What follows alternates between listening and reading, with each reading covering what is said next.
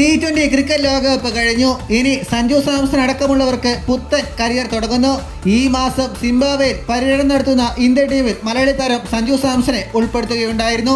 രോഹിത് ശർമ്മ, വിരാട് കോഹ്ലി തുടങ്ങിയ മുതിർന്ന താരങ്ങൾക്ക് വിശ്രമം അനുവദിച്ചപ്പോൾ ശുഭ്മാൻ ഗില്ലിനെ ടീമിന്റെ ക്യാപ്റ്റനായി തെരഞ്ഞെടുത്തു. NCA മേധാവി VVS ലക്ഷ്മണും സംഘവുമാണ് വരാനിരിക്കുന്ന പര്യടനത്തിൽ പരിശീലകർ. അഭിഷേക് ശർമ്മ, റിയാൻ പരാഗ്, തുഷാർ ദേശ്പാണ്ഡെ എന്നിവർ തങ്ങളുടെ ആദ്യ പര്യടനത്തിനിറങ്ങുന്നു. സഞ്ജു സാംസൺ ഒഴികെയുള്ള നിലവിലെ T20 വേൾഡ് കപ്പ് പ്രധാന ടീമിൽ നിന്ന് ആരെയും വരാനിരിക്കുന്ന പരമ്പരയ്ക്കുള്ള ടീമിലേക്ക് ഉൾപ്പെടുത്തിയില്ല.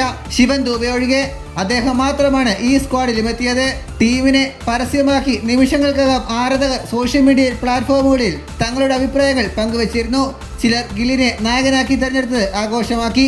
അതേസമയം IPL നന്നായി കളിച്ചെങ്കിലും സെലക്ടർമാരുടെ കണ്ണിൽപ്പെടാത്ത കളിക്കാരെ പിന്തുണച്ച് ചിലർ ശബ്ദമുയർത്തി.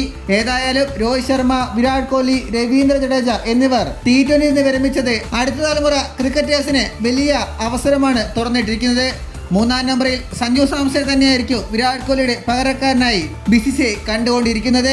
ഏതായാലും വരുന്ന ഈ പരമ്പരയിൽ ഏറ്റവും മികച്ച പ്രകടനമാണ് പുറത്തെടുക്കേണ്ടത്. സ്ക്വാഡ് ഇങ്ങനെയാണ്: ശുഭ്മാൻ ഗിൽ, ജയ്സ്വാൾ, ഗെയ്ക്വാദ്, അഭിഷേക് ശർമ്മ, റിങ്കു സിംഗ്, സഞ്ജു സാംസൺ, ധ്രുവ് ജൂറൽ, ശിവൻ ദൂബെ, പരാഗ്, സുന്ദർ, രവി ബിഷ്ണോയി, ആവേശ് ഖാൻ, ഖലീൽ അഹമ്മദ്, മുകേഷ് കുമാർ, തുഷാർ ദേശ്പാണ്ഡെ. ഇതുപോലുള്ള പുതിയ വാർത്തകൾക്കായി ചാനൽ ഇപ്പോൾ തന്നെ മറക്കാതെ സബ്സ്ക്രൈബ് ചെയ്ത് വയ്ക്കുക.